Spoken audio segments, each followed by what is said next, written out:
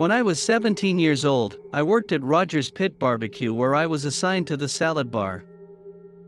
My job involved flipping over food in the trays to make it look fresh and removing any visibly rotten food.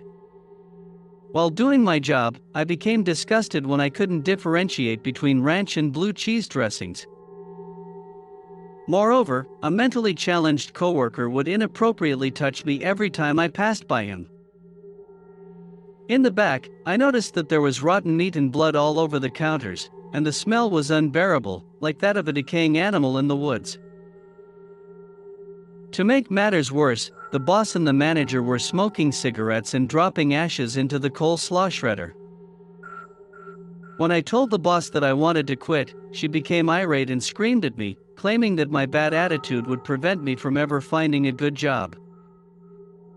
I handed over my apron and cried all the way home, which led to an eye infection from wiping my tears while handling the food. Although I received a check for my 1 hour's work, I didn't cash it since it felt like dirty money.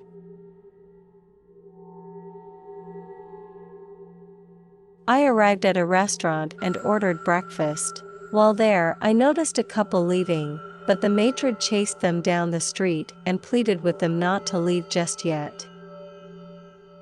This happened a few times until a small group of confused people had gathered outside.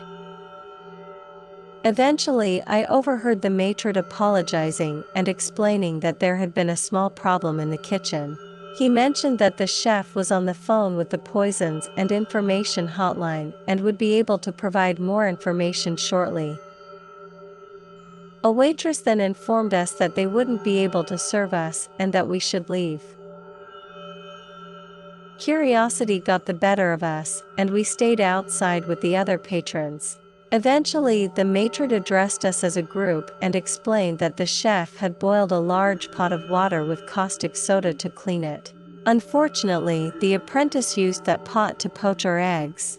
He assured us that the poisons and information hotline had been consulted, and they said we would likely be okay because we would have displayed symptoms already had we been given a toxic dose.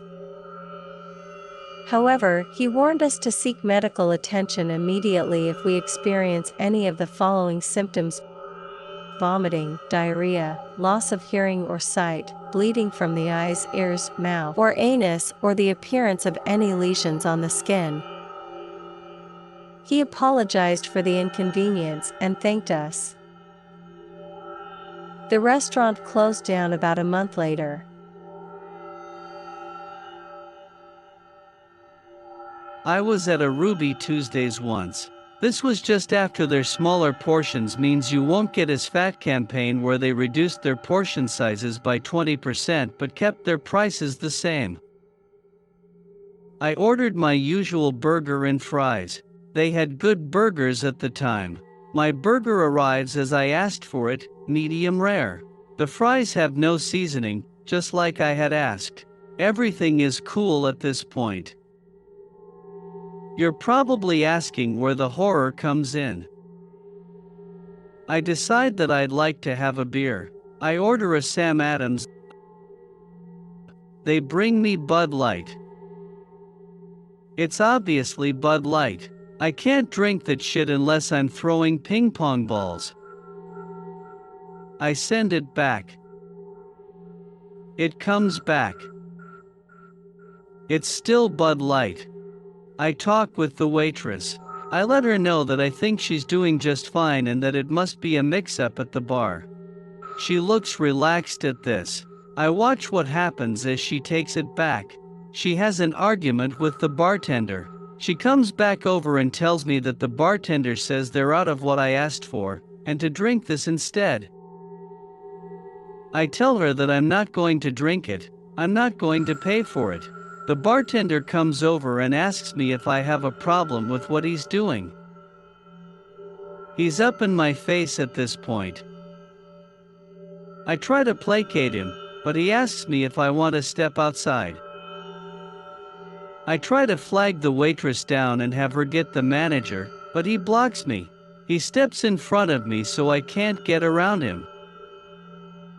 The manager comes out as the waitress had already gone to get him.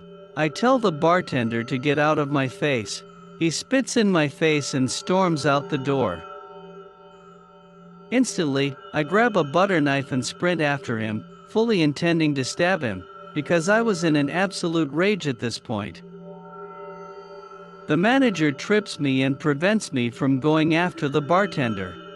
I'm glad he tripped me. I was young and stupid. I probably would have stabbed a guy because he spit into my face. Anyway, I calmed down a bit at this point.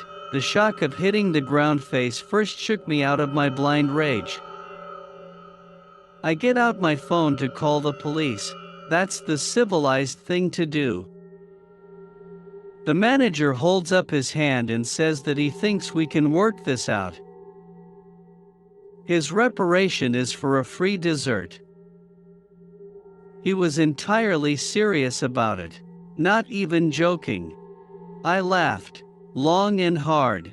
I couldn't talk to the manager as a reasonable human being at that point. He tried to bargain with me at that point, but I just couldn't get any words out. He was precious. Like that car commercial where the kid brings his whole jar of pennies to help mommy get a new car. I paid my full bill and left. I apologized to the waitress for what she had to witness, saying that it was awkward for me and was probably really fucking awkward for her. I gave her a large tip